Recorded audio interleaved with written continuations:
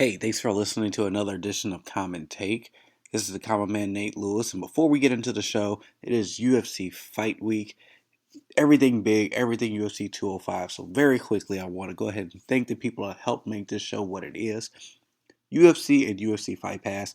There's a 1 week free trial. Check it out. All the links are on thecommonmanpodcast.com. Links are in the description of the show. Get a week free trial. It is the largest collection of MMA fights, new content. If you're an MMA fan, there is no reason for you not to have it. Check it out. Also want to thank Bovada Sports Bet. Look, everybody would love to make a little extra money. And you're already watching the fights. Why don't you have a little fun? Put a little money down. See if you can win something back. Every deposit made, if you use the links that's in the description or on the website, you get a 50% bonus. Drop $10, get a free $5. See if you can win a little extra money, maybe pay some bills, get a nice Christmas gift. Thank you so much for listening, and with that, let's get to the show. Ladies and gentlemen, referee John McCarthy has called a stop to this contest at 3 minutes, 4 seconds of round number 2, declaring the winner by knockout and new undisputed UFC lightweight champion of the world, the notorious Conor McGregor! And my guest at this time, you guys all know by now. AJ, what's going on? Not much. And today, making his first appearance since I think, has it been March? Lewis is here. Who the fuck is that guy? Lewis, it is so great to have you back, man. Tell everybody how you been. I've been very fucking bored. I don't have internet or cable, and that's why we're going to talk about the fights that I didn't even see. Hey, I did do a good job keeping you informed of what's going on, all right? Yeah, you did. I thought so. Good. So, we are here to discuss UFC 205. First fight card ever in Madison Square Garden. Such an epic night. So many things to talk about. AJ, we'll start with you. What were your overall thoughts on the show? I'm glad they did that at Madison Square Garden. Something tells me there was a lot of behind-the-scenes stuff going on, which the New York Commission or whatever it is, because they seem like there's a lot more people working tonight. And, of course, with the certain things with the Rashad fight and everything, sounds like they were a little bit more stickler for things. But I liked it. It was a good show. Not too shabby. Yeah, this is... let me just say this. Imagine this fight card if we still had the fight between Donald Cerrone and Robbie Lawler tonight. Yeah, we started with that. And as you spoke to, we lost the Tim Kennedy, Rashad Evans fight. That'll take place at UFC 206 in Toronto. We, in recent days, and I could go on a rant about Kelvin Gastelum. I'll save that for another show. So he drops out. Donald Cerrone's not on the card, but we still had a great card here tonight. The pay-per-view portion was just unbelievable. Lewis, man, you missed a terrible time to miss the show. But real quick, let me just run over the prelims. And the prelims were no slouch either. Starting with the Fight Pass card, Liz Carmouche and Caitlin Cooligan. I've been practicing that. I have no idea. I've been practicing that name all night and still butchered it. Fight went to decision, split decision for Liz Carmouche. Okay fight. Up next, Jim Miller and Thiago Alves. Both guys coming in at the catch weight of 162. I'm not going to dwell too much on that. Pretty good fight. Jim Miller pretty much dominated. Got the unanimous decision.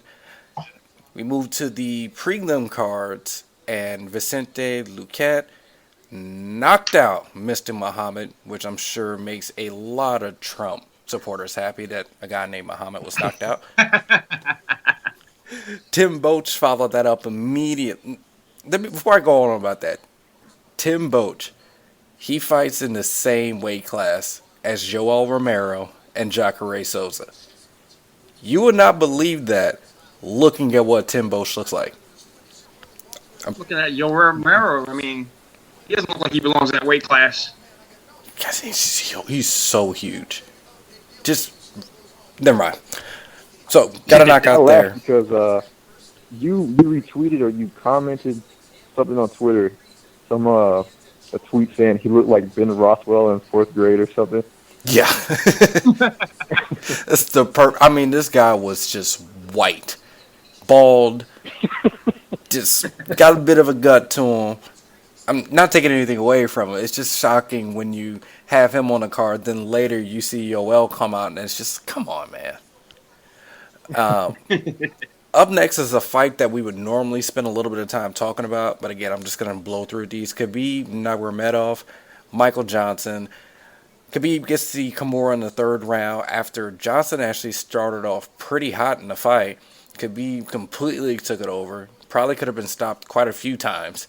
Khabib eventually got the Kimura, gets the tap out. Big win for him.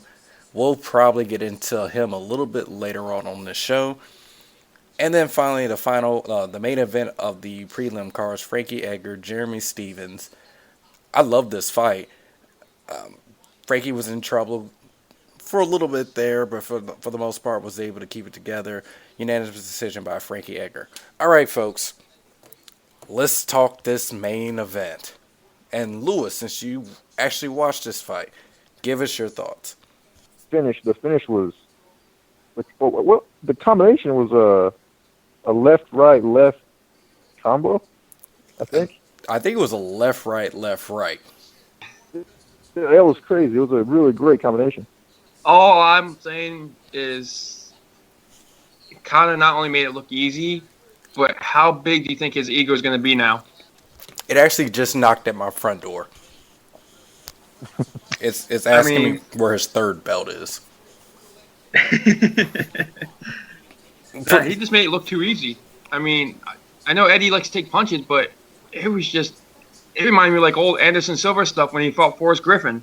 Yeah, that's probably a pretty good analogy. And this fight started off, sorry people, I was enjoying my night, so bear with me a little bit. My wife obviously is a big Conor fan, so she came out to watch the fight as well. And so the fight starts, and Conor's kind of hot dogging it like he normally does.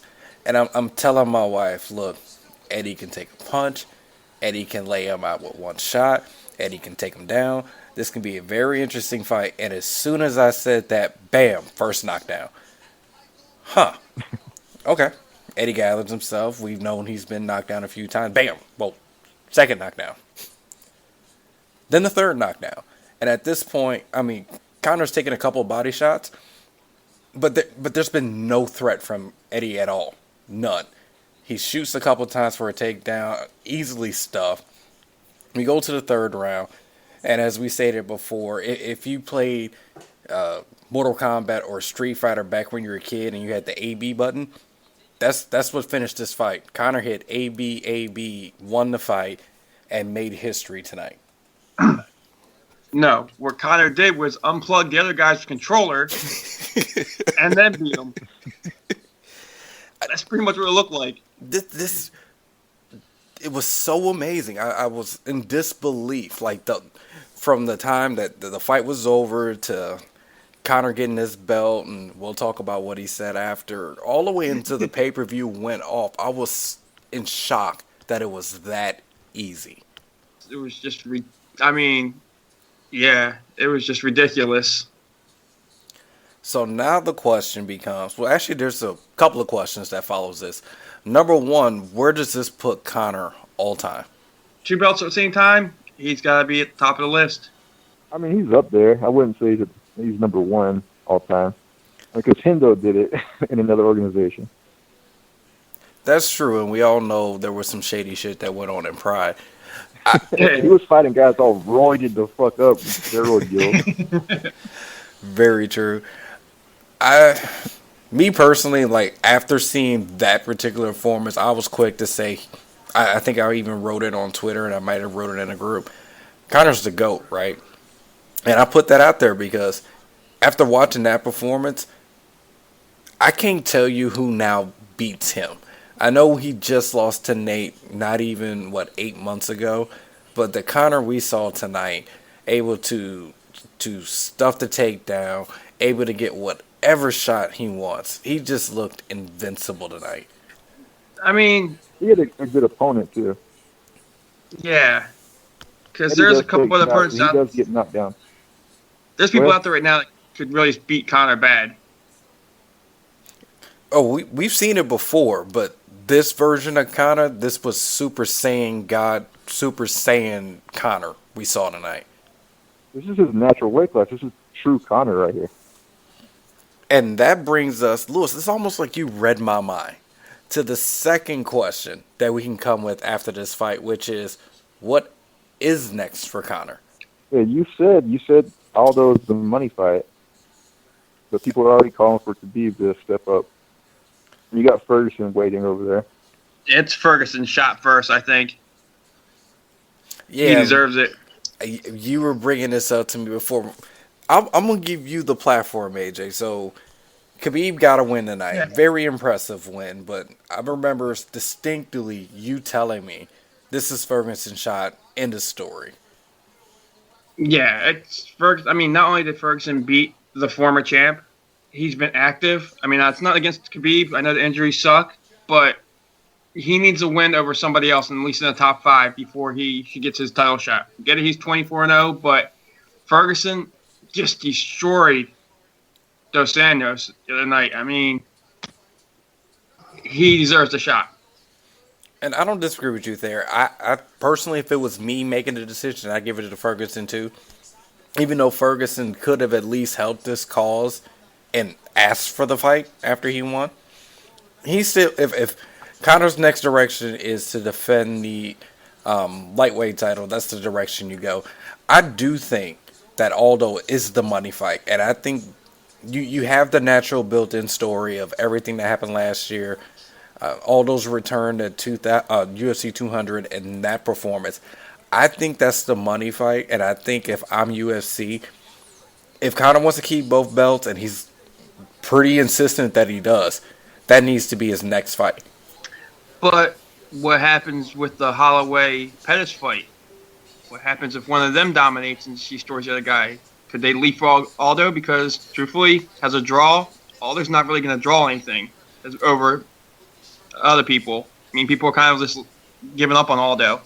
And then with the little temper tantrum, the third Nate fight might be a good one. And that's something my wife brought up, too. Money. Yeah, absolutely. Guaranteed money. It's really interesting where we're going to see here, and that's kind of why I want to keep this show a little short, because I definitely want to see this press conference. It's really interesting what the next step will be. I'm just going to come out with golden lions and Bentleys and shit. Yeah, he's in his fourth Rolls Royce. But with that, let's transition to the, I don't even want to call this the co-main event, but it's co-main event 1. Tyron Woodley, Stephen Thompson, and the fuckery that surrounded the end of this fight. So, look, in recapping this fight, this is round 1, the first 2 minutes, absolutely nothing happens. Then about 2 minutes in, Wonderboy goes, I believe he goes for a leg kick. Tyrone catches him, puts him to the ground, puts a beating on him. That's round 1. Round 2 and 3 is basically Woodley, not, I wouldn't say being gassed, but he definitely slowed down from that momentum from round 1. Thompson's able to pick his shots. Woodley's back is against the cage. He's not nearly as active. I give round 2 and 3 to Thompson. Round 4. Lewis, I believe I messaged you on this, is an all-time epic round. As the round's going, Wonderboy gets caught. He's rocked. Woodley's rushing in. He's landing shots. They end up on the ground. Woodley, I'm at this point, I'm thinking the fight needs to be stopped. Woodley continues to pound on him. I believe at one point they kind of get back on their feet, and Woodley has Thompson in the guillotine, and he is cranking on this guillotine. And it ends up where basically Woodley pulls guard and has this guillotine in tight, and Thompson is not tapping out. Blood is splattering from his head. The crowd is going crazy. I might be overreacting, but it felt like there was a good solid minute of Woodley cranking his guillotine and the crowd swelling because Thompson's not tapping.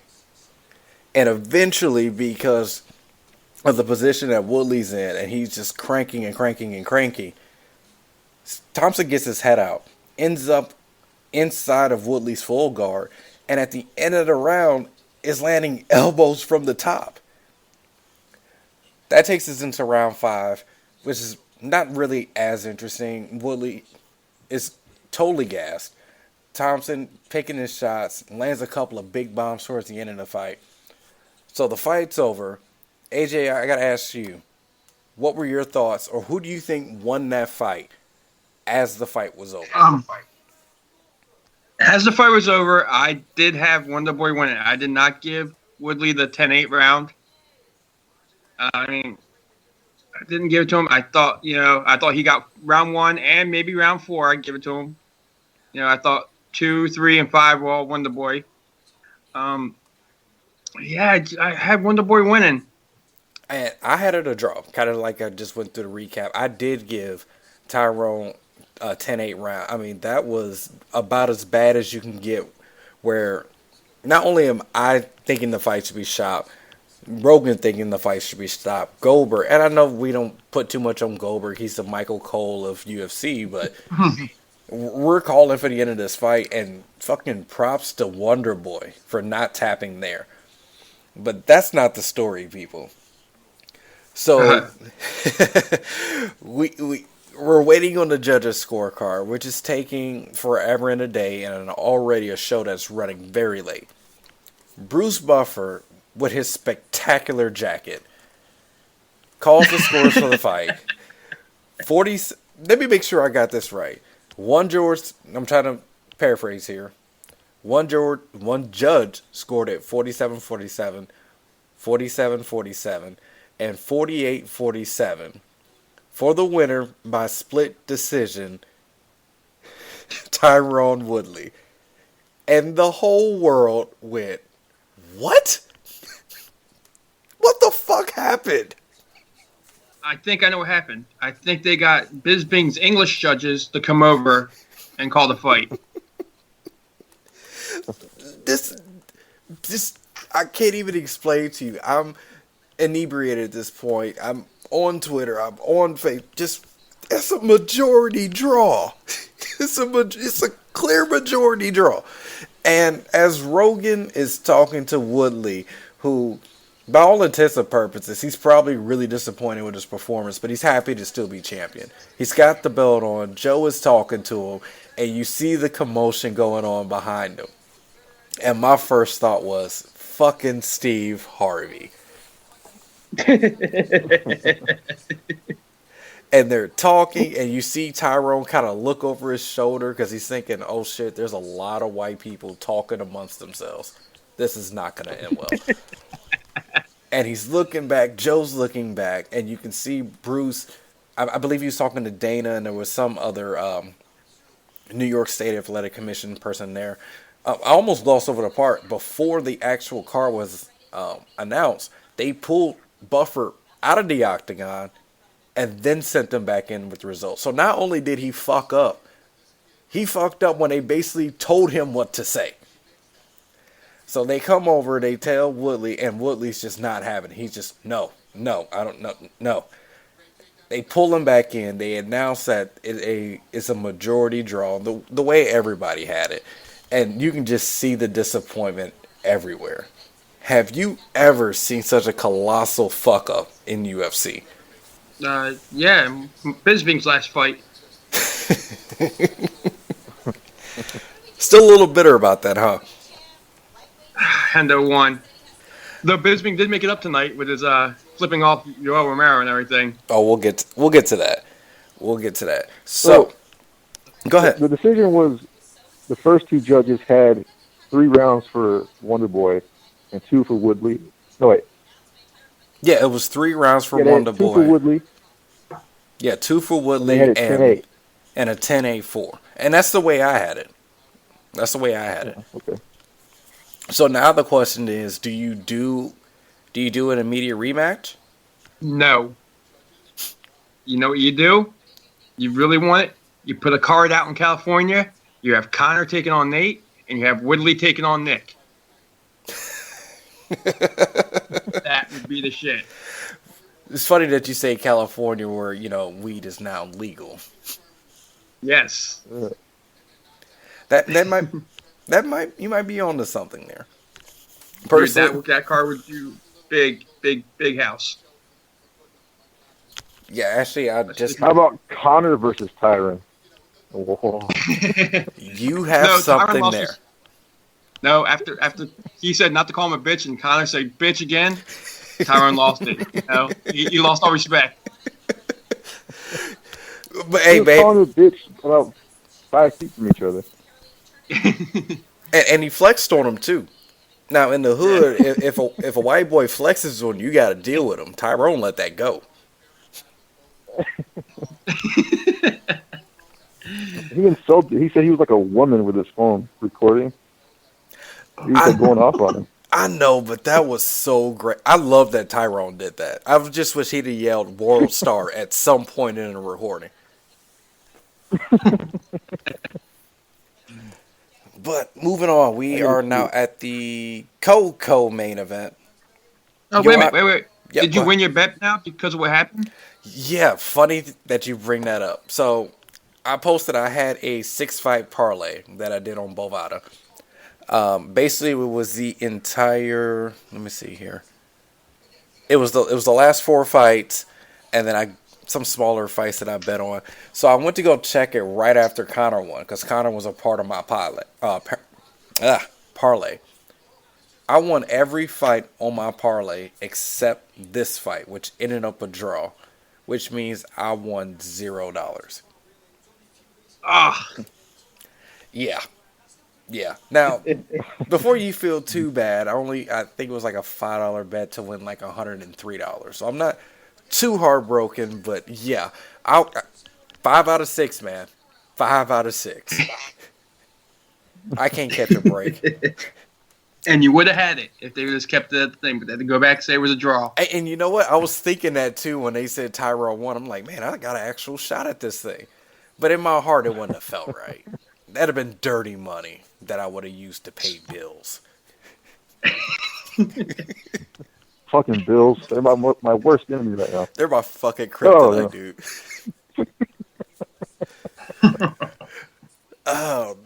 Moving on to the Coco main event. I'm going to try here, guys. Joanna Jędrzejczyk. Got that one. Karolina Kowalix. I fucked that one up. God damn it. Is it Kovacevic? Now, how the fuck did you get that? God damn you. Yes, UFC women's strawweight title fight. What made this fight interesting? I mean, if you look at this fight as a whole, not too much to say. Joanna is amazing. And through, I believe, 3 rounds, the 3 of us, if you can imagine a non-homosexual circle jerk over Joanna going on, that's basically what was going on. And then Karolina lands a right hand and wobbles Joanna, and I freaked the fuck out. AJ, what were your thoughts when Joanna went down? I liked it because I think it might have exposed her. Because everybody else gets backs away, everybody tries to counter, everybody kind of just went in there with that hit. And that might be what you have to do against Joanna, even though I wouldn't take a hit from her. No, fuck that. Fuck that. I think that might be the thing. You think you got to pressure her. Let me just. Down?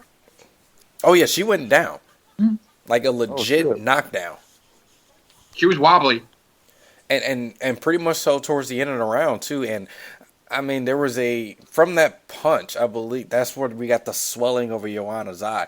If we were to, going back to something I know is going to make AJ happy, if we were judging this on the Dan Henderson criteria, Karolina won this fight easily, as Joanna looked fucked up. Now, according to stats that we have out there, Karolina landed 50 significant strikes. Joanna, 171. I don't think pressing her may be in your best interest. I think that might be the key to her, though, because everybody else, lets her hit them. Just press her, get right in her face. Don't let her get them shots off. I don't know. But before this, I think I was, I forgot who I brought this to. Obviously, before this fight, Claudia was, her closest competition.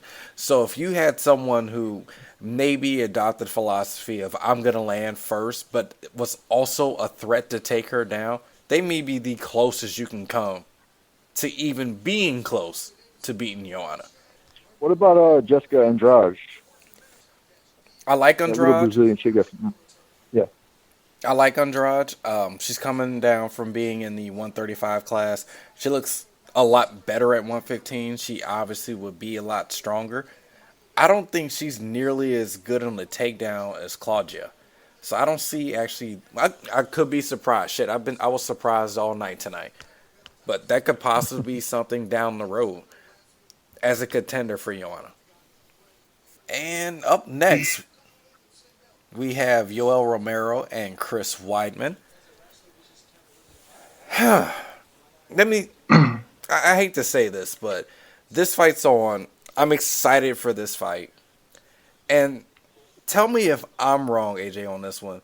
I found rounds 1 and rounds 2 to not be boring, but there's really nothing to talk about in rounds 1 and round 2. No. I mean, I think the highlight was Yoel pouring water all over his body and them having to wipe it off. Something for Trying the one of his little tricks again. But yeah, everything else just seemed. I don't know what's up with Weidman. Maybe that loss hurt him more than we know.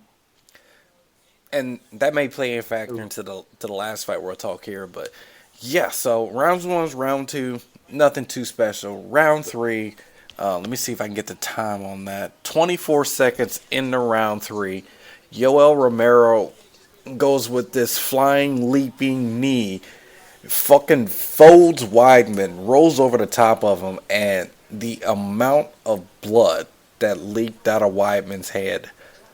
Wow. Destroyed.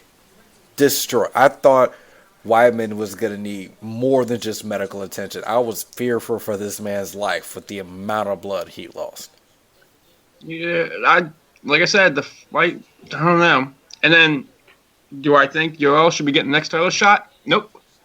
Do I think Yoel's probably going to fail a post-fight drug test? Yep. Juice City. I'm so sorry. I did not mean to take the steroid. So, they're interviewing. So, now we get to my favorite part of this fight. So, they're doing a post-fight interview. Joe Rogan is. And here comes creepy translator for Yoel. Just as my wife and son walk in. And at this point, look, I always find it perplexing when it happened to Anderson Silva too. We know the guys speak English. They don't speak it the best, but they speak it. They understand it pretty well, but we still have the translator just to be fucking creepy. So as they're talking to Yoel, he's being all nice and all that, and they pan over to my new personal hero, Michael Bisping. Sitting up in the bleachers, looking like he doesn't have a care in the world. Yoel sees him on the screen. Bisping flips him off. Yoel, I guess, cuts a promo. I didn't understand it at all. And just as I was getting kind of bored with it, fucking Bisping takes an imaginary syringe and sticks it in his ass. Fucking troll job of the century. I read he said he told Bisping he loved him. I love you, man. I don't fucking. Maybe he was trying to channel Mike Tyson and he wanted to fuck Bisping till he said I don't know. Dude, Yoel confuses me, man. He said something about when they were in Germany, Bisping asked him to teach him to wrestle, help him with his wrestling. Yeah, he was kind of. And I think, do you speak Yoel? Because I kind of vaguely know what you're talking about, but I didn't get that I want to be said. Maybe you should be Yoel's translator. Do I have to wear the man bun? It's not knock the man bun. Dude, you know that guy has like a blue dot over his house on the internet. I mean, seriously. Oh man. So now the obvious question is, we've AJ, we've heard from you. You don't think Yoel? Are you saying you don't believe he'll get the next title shot, or he doesn't deserve the next title shot? Both. He doesn't deserve it, and I don't think he should get it. Gotcha. I mean, I've always been a fan of Jacare. I thought Jacare got the bad end of that fight with Yoel. I actually still think to this day, and you will not be able to convince me otherwise, that he won that fight against Yoel. And now he's sitting on the outside. His fight with Rockhold's off. He doesn't have an opponent. I know he did weigh in for this fight on the off chance that Weidman sneezed and had to pull out of the fight. I almost want to see those two again. And the winner gets Bisping. yeah, I mean, in the meantime, Bisping's got a job in the booth. Him and his crooked eye can just sit in the booth for a little bit. That's cool. oh, What? I just called the man my personal hero. I can make fun of his wonk eye.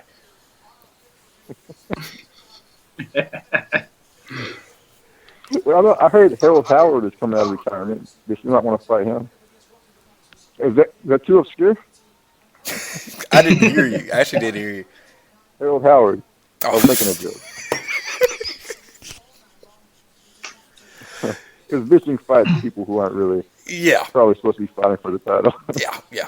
Well, I mean, Make Flame's joke always works. if he's looking for an opponent, I mean, I can stand to make a few bills after I can't seem to hit a fucking parlay. So I'm all for it. I'll call up Bisping right now. You and your wonk eye, bitch.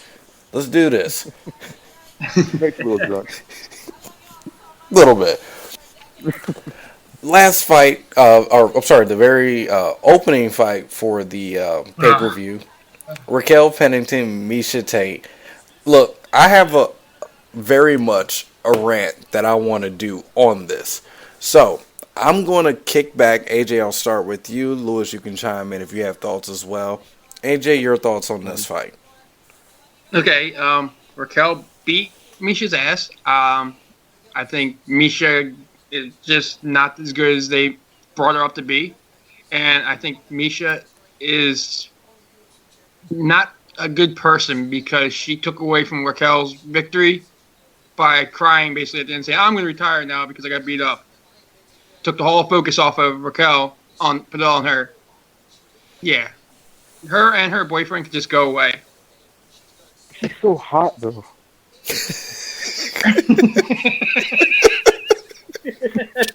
I love how Lewis brings it back full circle. Yeah, she's this, she's that. But she's so hot, bro.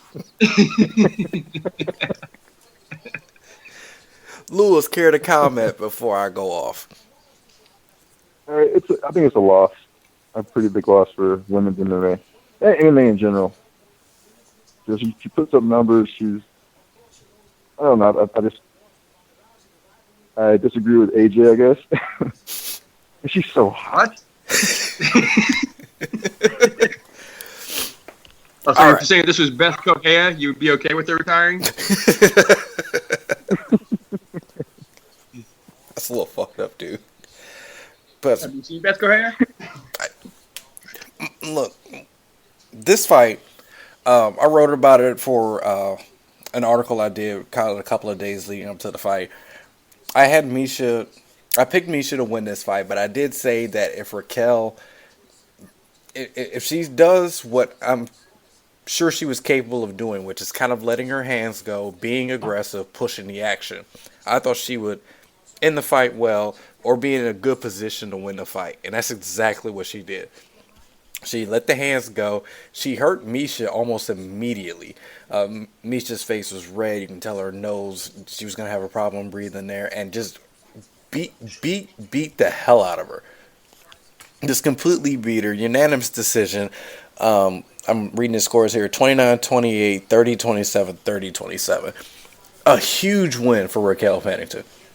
She lost a split decision to Holly Holm, which some people felt she won. She came up through the Ultimate Fighter, had an awesome fight with Jessamine Duke. She was going 50-50 for a while, but she was on a 3-fight winning streak. She wins this fight. And AJ, you're right. This is a big moment for her. She beats her first big name opponent, a former champion, in Madison Square Garden. Big win for her. And then Miesha does her interview. Now, before I really get into this, let me remind people about Miesha and Ronda. There seems to be two schools of thoughts on this. You're either Team Miesha or you're Team Ronda. I'm going to say this right now. It doesn't matter what team you're on. This is the reality of the situation. When Ronda lost her fight against Holly Holm and didn't want to talk to anyone, kind of closed herself off, dove into other projects, didn't talk about fighting, just took basically a full year off to clear her head to get back in the octagon. Miesha was on every fucking radio show. She was on every fucking TV interview. Anything she could possibly do when they brought up Ronda, aside from her lead up to Amanda Nunes, but aside from that, every time it's, I think she's done, or I wouldn't do this, or she's just completely trying to bury Ronda at every opportunity. Ronda's fighting next month. She took that time off. She cleared her head and she's ready to go. Now here's Miesha losing a fight and completely bitching out and saying, "Oh, that's it. I'm done." And my biggest problem with that is, I'm so glad Joe was in there, because Joe, I love this follow-up question. Was this something you were thinking about prior to fighting tonight, or was this the result of the fight? And when she said it was the result of the fight, I fucking lost it. Completely lost it. And I think, Lewis, I told you, there's times when fighters lose a very tough fight, or they're in a bad stretch, and they're thinking in their minds, man, do I really want to do this? Do I want to get back in here? That fight. Take a couple days. Take a couple hours. Sit and think about it, and then make a decision. You don't announce shit like this in the fucking octagon based off purely emotion. And it did end up taking all the positives for Raquel Pennington got chucked out the window, because no one was talking about that. Everybody's talking about Miesha's sudden retirement. I could give two shits about Miesha's sudden retirement. And if she does end up coming back, and this is just I was in a bad state of mind, well then fuck you. You're even worse. You're even worse. I don't want to put this. You're even worse mentally strong than Ronda, for being the type that will sit there and do a post-fight interview announcing your retirement just based off a whim. I think it's complete bullshit. I think it makes her her integrity to me is completely out the window. Now, I will say this. If it comes out she had a pretty decent reason for wanting to retire, I completely apologize. And Miesha, you are hot.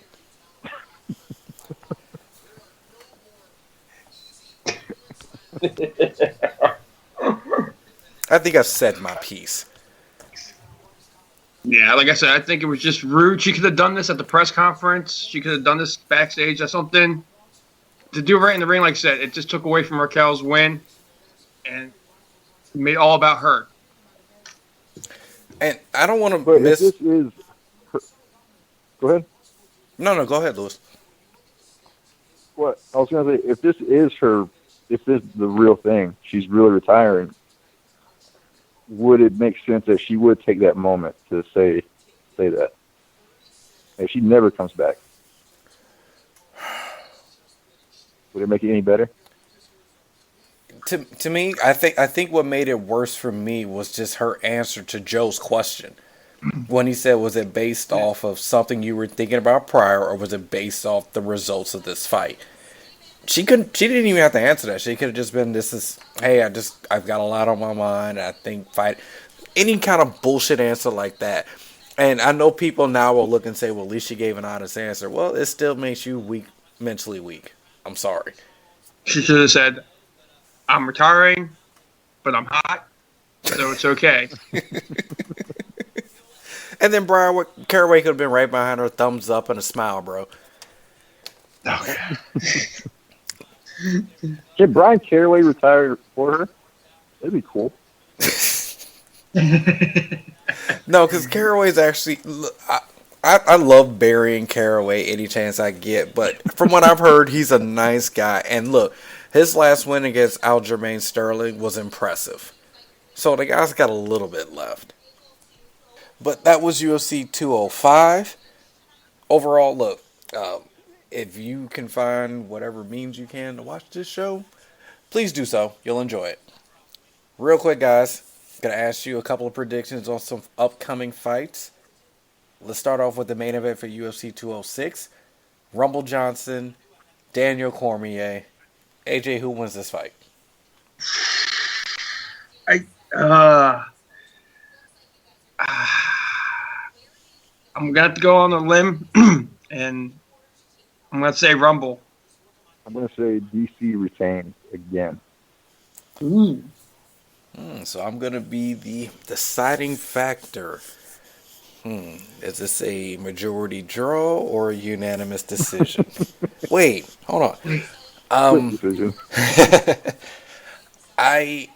Look, the last time these guys fought, it was pretty simple. If DC was able to get it to the ground, I thought he had all the chance in the world to win the fight.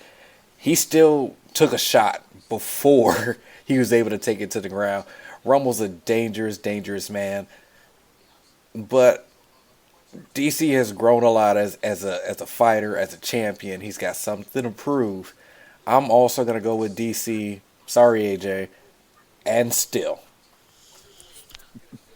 I don't know. Like I said, all Rumble has to do is touch you with that fist. Just touch you. He can breathe. Yeah, but he touched DC. He hit DC hard with that fucking nuclear weapon at the end of his hand. And DC, I'm not going to say DC walked through it, but he shook it off. Yeah. Worst part is, it doesn't matter who wins. It's still going to be all about John Jones. And that's what pisses me off. I'll save that for another show. We'll talk about that on another show. And then final prediction, I mean, because it's been all over, it's even been all over this show. Ronda Rousey, Amanda Nunes. Who wins this fight? I'm going to say Nunes, Amanda Nunes, just because Ronda's made herself seem so weak. And it doesn't seem like she's going to win for some reason. I don't know. I'm going to go with Amanda Nunes. All right, AJ. Ronda, because she's hot. No, I think Ronda's going to come back. I think she's going to dominate her. First of all, folks, this is the only podcast where you get such expert analysis on who's going to win championship fights as who's hot. Just point that out there. Fuck off, Fighter and the Kid. Let me not say that. I might actually end up working for them at some point, so let me walk that back. Actually, I can see this fight going either way between the two, honestly. I do think that Nunes's fight style does favor Ronda, as she's someone who likes to press the action, move forward. I think all that favors Ronda. But Nunes can hurt you. She can really hurt you. So it'll be very interesting to see how that plays out. If I had to pick right now, obviously, I am hashtag Team Ronda, and that'll be my pick. But would not surprise me at all if Nunes can land early and often and kind of put Ronda back in that same mind frame she was back in November. It can end up badly in that direction. Do either one of you guys see this going past the second round? It depends on one big thing for me with Ronda. If she's still keeping Edmund as her coach, that's going to be the problem. Oh, yes, he is. When she came to New York, there's video from TMZ. She came to New York. It's her, it's Travis, and Edmund's right there. In my opinion, he's one of the main factors she lost the Holly Holm fight. Oh, definitely. He was hyping her up, telling her she was doing good. Great round, champ. Beautiful work. Beautiful champ. I'm going to get front kicked by Verdum in the future because of this bullshit. Looks like Travis Brown hasn't been winning since he took him on as coach. For real. They don't like to do kicks over there at camp. Yeah, he's very. I don't know what his deal is with that about no kicks at all. He doesn't want any of his fighters. That's fucking ridiculous to He's me. a dipshit. But yeah, there's that. So, But he once taught Muhammad Ali how to park. Oh, is that why he has that painting on his wall? Because him and Muhammad Ali are such good buddies, or were such good buddies. Good God. With that, folks, I'm going to go ahead and wrap it up. I want to thank you guys so much for listening, especially to my drunken ramble. I want to thank my guests, AJ, Lewis. AJ, anything you want to say to the people before we go? Chocolate giddy up. Lewis, if you can possibly follow that. Yeah. No, I can't. Thank you for having me. It's my pleasure having you guys, man. You guys take care. We'll be back at some point. There's so many other different questions and answers we can have about this show and future shows. But I want to thank you so much for listening. Peace and chicken grease.